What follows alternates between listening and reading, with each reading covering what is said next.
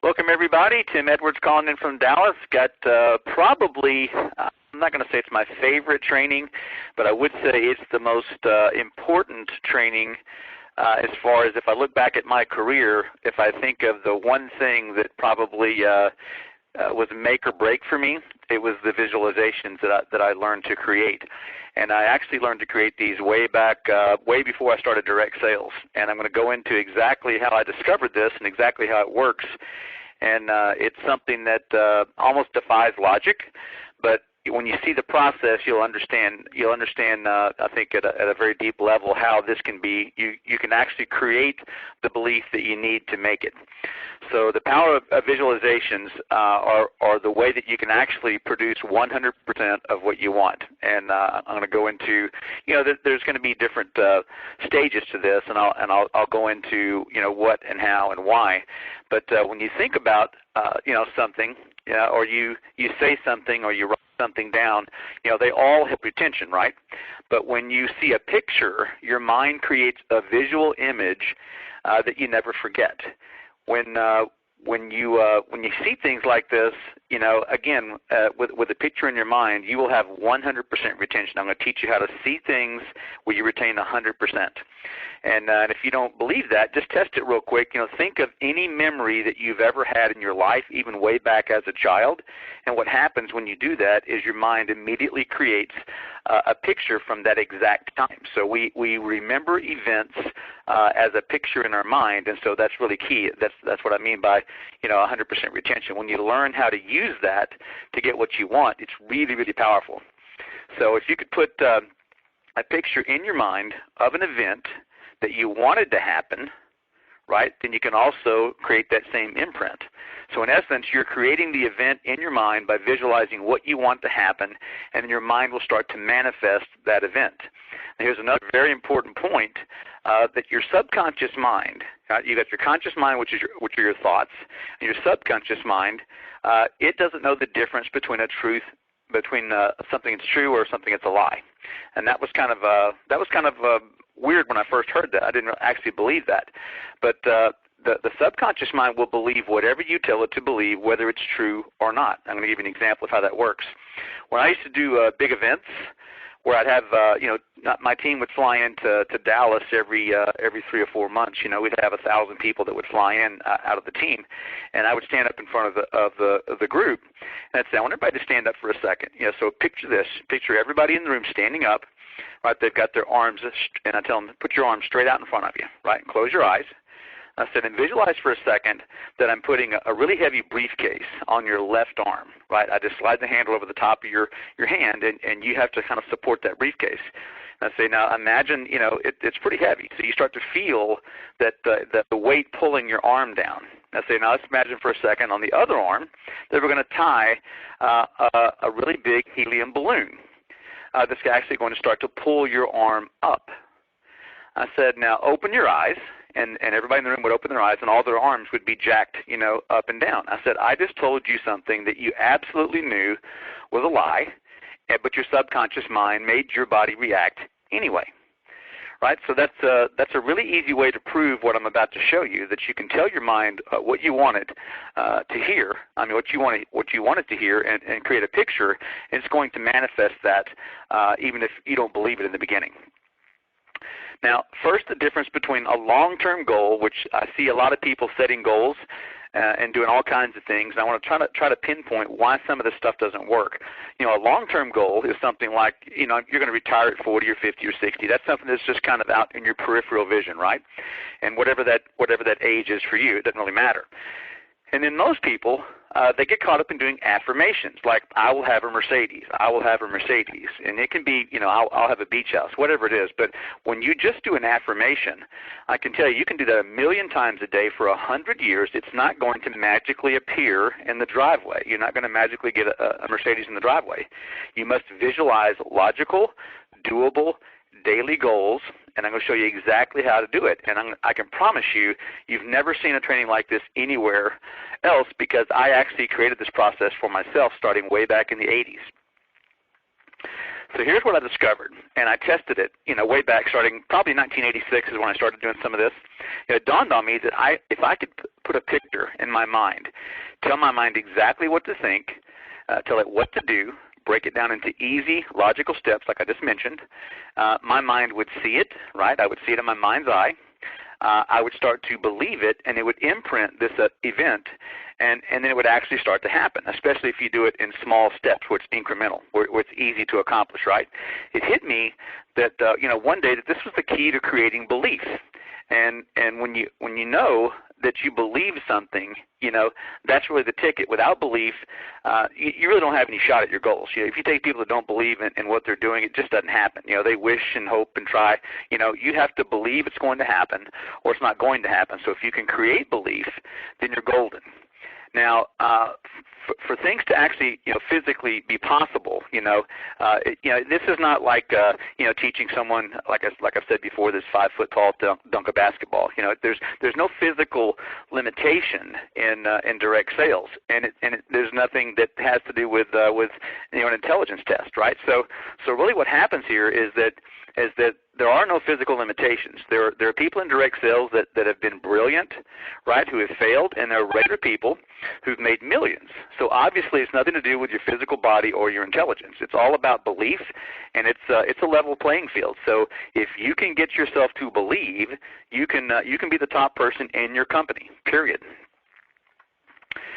Now, when I discovered this, and this is a true story, this is going to show you how I'm a little bit obsessive, and I know a lot of you guys are obsessive too. That when I realized this, I actually had a little area added to my house where I added an additional water heater, and I'm going to tell you why. Now, don't be stressed, because I'm going to tell you exactly how this works verbatim and how I constructed this.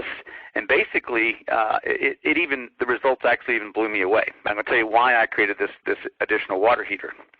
Okay, first, the flow, right? You write down the time that you want to wake up and be realistic. And the reason that I created the water heater for a second, guys, is I realized that if I wrote things down, visualized it intensely, got the feeling, running a video in my mind's eye where I could see this happening and like it was real, that I would internalize it. And so what I did is I took everything and wrote it down, got the pictures, and I'm going to tell you how to do that, and I laminated it at Kinko's. And after I finished showering, I would sit down in the shower, and I would read these visualizations and see it in my mind's eye and actually internalize it. I did that for 30 minutes every morning. And it got to the point where I was so obsessed with this because it was working so well. If somebody turned on the dishwasher or the washing machine, I'd run out of hot water and I'd come out, it would just totally mess everything up, right? So I actually had to add a water heater in my house that was designated to this one bathroom so I could have my own hot water heater and never run out of water because I was so obsessed. I did this for years, every morning for like 30 minutes. So that's kind of why the water heater story kind of evolved. But when you write down the time that you're going to wake up, again, be realistic. If you're not a morning person, don't write you're going to get up at 4 a.m. because, you're just going to go, oh my God, 4 a.m.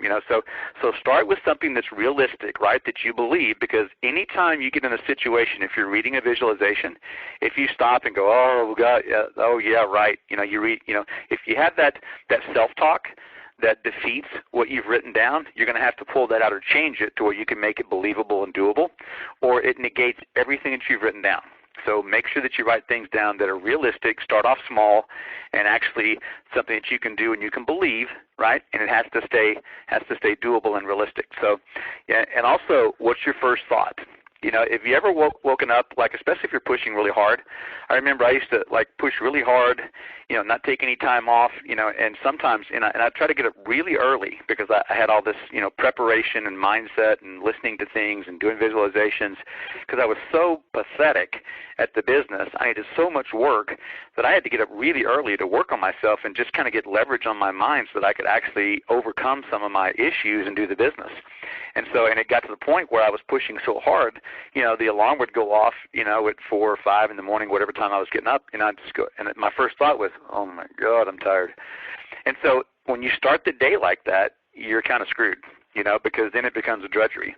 So what I did, and it was funny when I did this, when I wrote down, here's what time I'm going to get up, and then I actually wrote that my first thought is I have instant energy at 5 a.m. And I drilled that in my head every single day.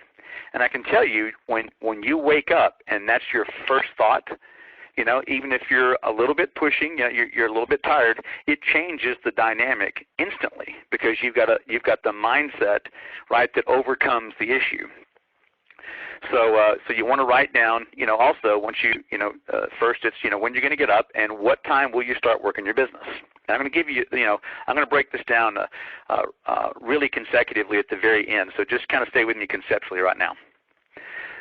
Now, how many people, will you contact, daily? A lot of guys are listening here in some type of sales or direct sales. You want to write down how many people you will connect with or prospect each day. And again, be realistic. Don't start off, if you've had call reluctance or you've been scared to talk to people, don't write you're going to start off with 100 a day or 30 a day or whatever. If you haven't been prospecting, start with one, right? And then grow that. But start with something realistic that you can believe because, again, what are we doing here? We're creating belief. And so you've got to start with something that's doable and small that you believe that you lock in and it's rock solid, and you can always grow that. And I always put too, and here's the thing: when you start working the business, if you've done this a while, a lot of times you'll go, well, man, the people that are attracted to this, are the leads or whatever. It's people that that aren't committed or they don't have any money or whatever. And you get in this and you start running that self-talk all the time, and you basically manifest that type of person or that type of attraction because that's what you're dwelling in your head all the time. So what you want to do is write down the type of people that you do want to attract, and visualize that you're going to attract committed, coachable, action-oriented people. Now, does it change it where it's always that way? Absolutely not.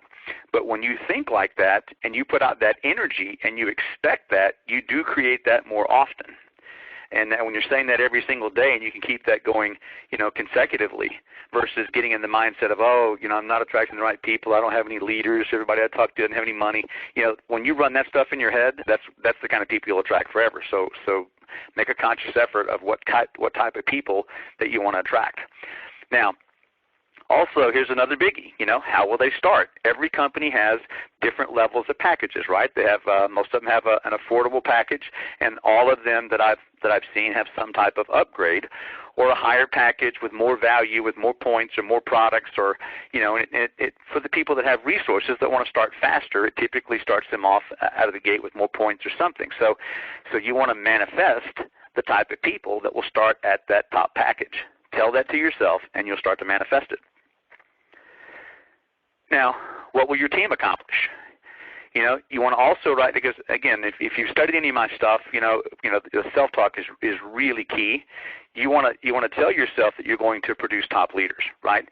And they're also going to visualize their perfect day. This is what I call this, visualizing your perfect day. And you want to visualize the relationships that you have and the lifestyle that you're going to live. Right, so you write everything down so that your mind starts to move towards that type of result. And you run all this like a video in your mind's eye where you see, it's like you're watching your own movie, right? You're watching yourself do these things. It takes place.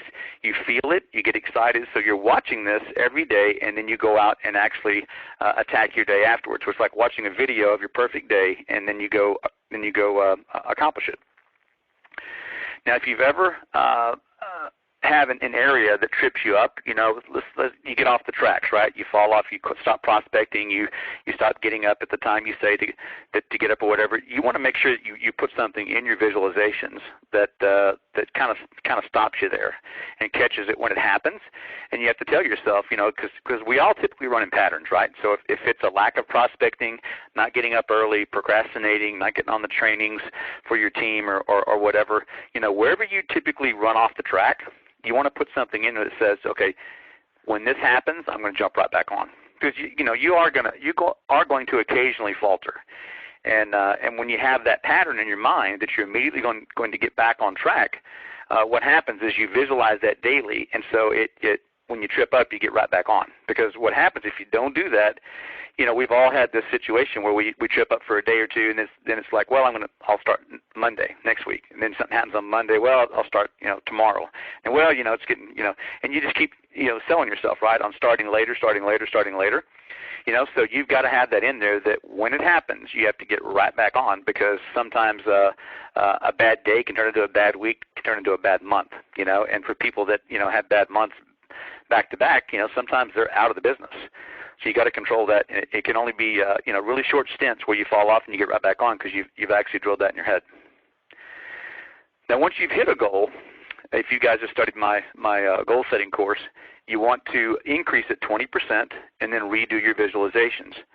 And I can tell you that I used to do, and when I would put these in writing, I would go to Kinko's and I'd laminate it, again, because I'd sit in the shower and you had to be able to have it, covered, or you couldn't read it. So I would go down there every week, and change my visualization. Sometimes I would actually have, kind of epiphanies or aha moments, and I'd see something that I could do better, or I'd have an issue that would pop up, and I'd be down there 3 times a week, redoing the visualizations, because I was really anal about staying on track, growing myself, stretching my comfort zone, and if anything came up that I had to address that I wasn't doing very well at, or I had started a little bad habit, I'd put something in there immediately. Because, if you overcome an issue, then you pull it out, because you don't want to start with something and you end up with, 49 things and it takes you forever. So put your goals in there, put in the things that you need to do. If you've got an issue, put it in there. If you reach a goal, change it. If you overcome an issue, pull it out. And so you want to keep it. It's like an ever-evolving thing. But you just want to make sure that you're on task. And if you derail in any area, you're able to get back on track pretty quick. Now you should visualize, as I said earlier, a crystal clear video where you see yourself doing each thing that you've written down successfully. You feel that sense of accomplishment. You feel the admiration of others in your company, on your team. These are things that are really motivating for a lot of people, right? It's that approval thing. Even if you used to, put a statement in after each segment that said, if you didn't see, I actually put this in, after every single paragraph. I'd have these things broken up into pieces, right? And I would actually put in there after each paragraph, if you didn't see it, feel it, and get excited as if it's already done, do it over. I wouldn't let myself skip it, because you don't want to get into where you just kind of motor through these, because without, picturing each segment done successfully and feeling the energy and the excitement, you don't lock it in as belief. It's not done in your mind's eye. So it should literally be like watching a movie of you doing this perfect day, and then you just go live it. So, and soon the two will start to merge. It'll be like one thing, and there'll be an expectation that you're always going to get that success, especially after you accomplish several goals, right, where you're inching them up maybe 20% each time.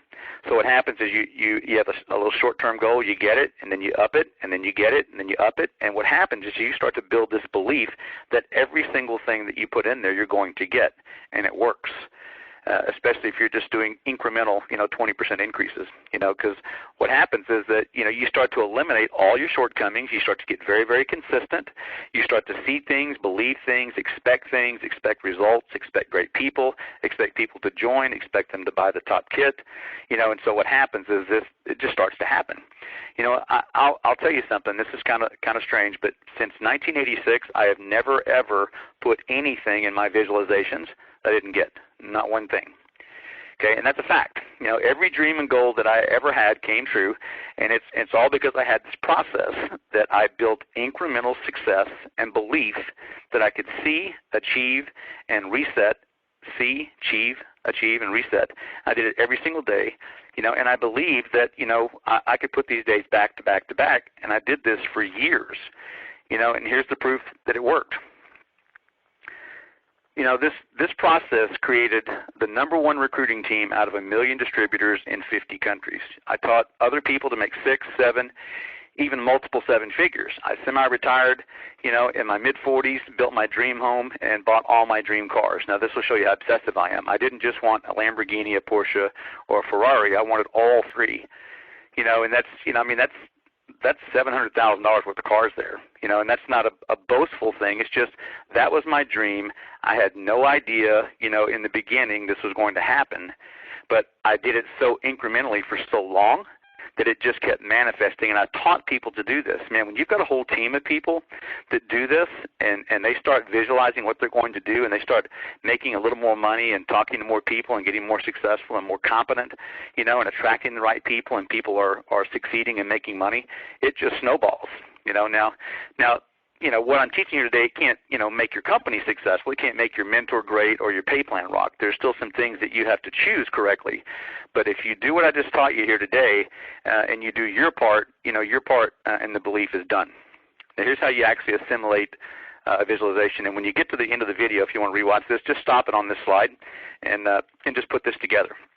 Because what you want to do is you want to write a sentence for each one of these, right? And then you just put the sentences back to back where you're just reading it, right? So you want to, again, start with a sentence and tell yourself what time you're going to wake up and do your visualizations. You want to put in anything that's negative that might trip you up, so that you actually are aware of it. So if it does trip you up, then you're actually going to get right back on the horse. What time are you going to start prospecting? Schedule it. If you don't schedule stuff, we end up procrastinating, right? We put other things in front of it. Write down what kind of people you want to attract. Again, you want to focus on people that are successful, people that have resources, people that are committed. It doesn't always work out like that, but when you expect it, I can tell you it works out more times than not. Write down how many prospects you'll talk to each day. Write down the number of follow-ups you'll create. Now, here's another real key element. I teach people, we've got to follow up with people. You want to produce a certain amount of follow-ups that your mentor is on the phone with you, helping you enroll every single week. And then you want to write down the number of monthly members that you'll enroll. If you haven't ever enrolled one, don't put 10. Put 1. Start with something that you can do. Visualize it. Get that 1. And then up it. And then write down that, and again, this is all across the board in the industry. You've got to be coachable. You can't reinvent the wheel. I tell people there are people in this industry that are a lot smarter and a lot richer than all of us that have failed, and there are people that, maids, police officers, housewives that have made $100,000 a month. It's all about being coachable, not reinventing the wheel. You also want to get plugged into the trainings and events, where you learn. Like if you're on here today and you're on like this every week, you're going to learn something valuable. You never know when that nugget's going to come along where it just totally changes you and your business. But if you're not consistently learning and working on yourself, you lose the mindset. Then you stop prospecting. It just kind of snowballs. And then you want to write that you're going to attend your company's conference, no matter what. Nothing builds belief for you. You should have a goal to attend your company's conference and bring people to that conference. And every time they have a conference, you should grow the number of people on your team that go to that conference. And if you do that every single time, your business will always grow. And again, increase your goals by 20% every time you reach one. And then, laminate it if you're in the shower, or just read it on your screen. But you've got to increase them every single time. Change it in your visualizations. Go meet that. Get excited, set it again, meet that, and you get in that habit where you just really can't fail, especially if they're small goals. So hope you guys enjoyed that. Hope it helped, and I'll be putting out the recording for it here in a little bit. So have a great day, and we'll see you on the next training. Bye for now.